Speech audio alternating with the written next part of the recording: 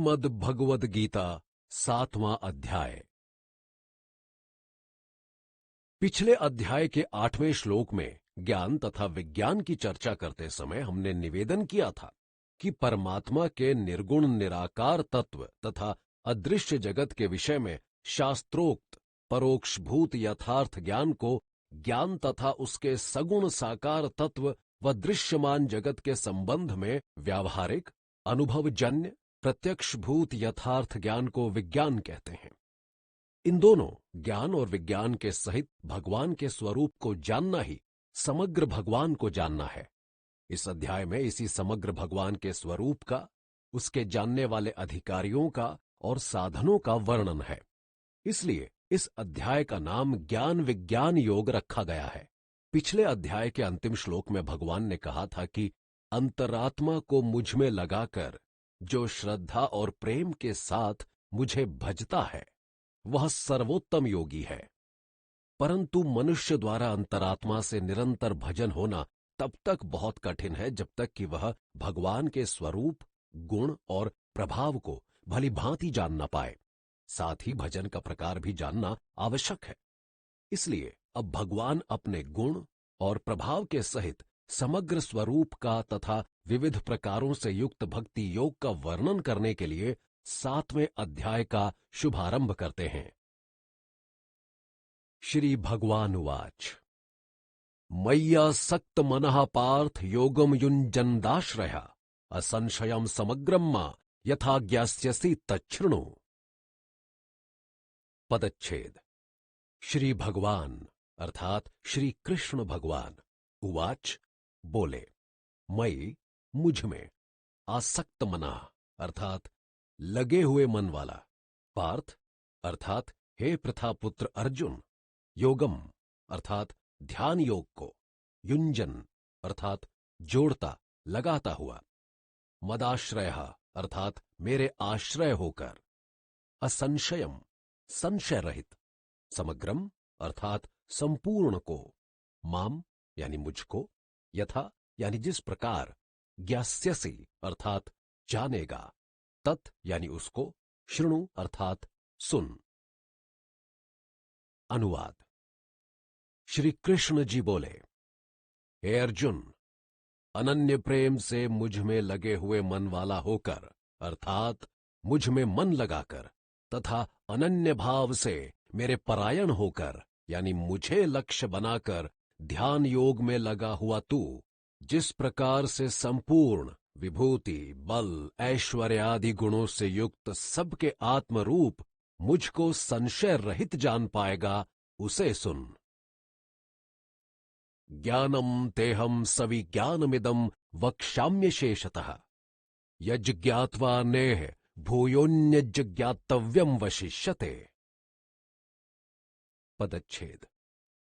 ज्ञानम अर्थात तत्व ज्ञान को, ते यानी तेरे लिए, अहम अर्थात मैं, सविज्ञानम अर्थात विज्ञान सहित को, इदम यानी इसको, वक्ष्यामि अर्थात कहूंगा, अशेषतः अर्थात पूरी तरह से, यत यानी जिसको, ज्ञात्वा अर्थात जानकर, न यानी नहीं, इह अर्थात इस संसार में, भूयः अर्थात फिर, अन्यत यानी और कुछ, ज्ञातव्यम अर्थात जानने योग्य, अवशिष्यते अर्थात शेष रह जाता है।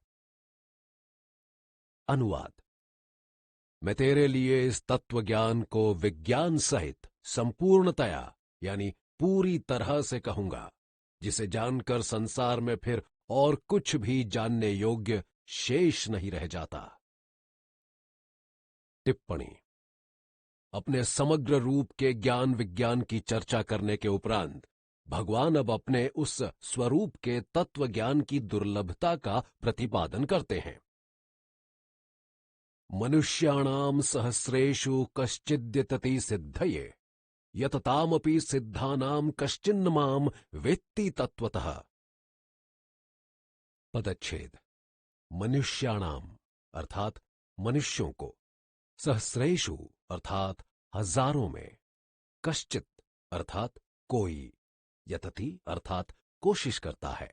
सिद्धये अर्थात भगवान की प्राप्ति के लिए, यतताम अर्थात प्रयास करने वालों के, अपि यानी भी, सिद्धानाम अर्थात योगियों के, कश्चित अर्थात कोई, माम मुझको, वेत्ति यानी जानता है, तत्वतः तत्व से। अनुवाद: हजारों आदमियों में से कोई एक आध मेरी प्राप्ति के लिए प्रयास करता है, और उन प्रयास करने वाले योगियों में भी कोई विरला ही मुझे तत्व से अर्थात यथार्थ रूप से जान पाता है। टिप्पणी: अपने समग्र स्वरूप का निरूपण आरंभ करते हुए भगवान पहले अपनी अपरा और परा प्रकृतियों के विषय में बतलाते हैं। भूमिरापो नलो वायुः खम मनो बुद्धिरेव च अहंकार इतीयं मे भिन्ना प्रकृतिर्ष्टधा अपरेयमित्स्त्वन्याम प्रकृतिम विद्धि में पराम जीवभूतां महाबाहो ययेदं धार्यते जगत।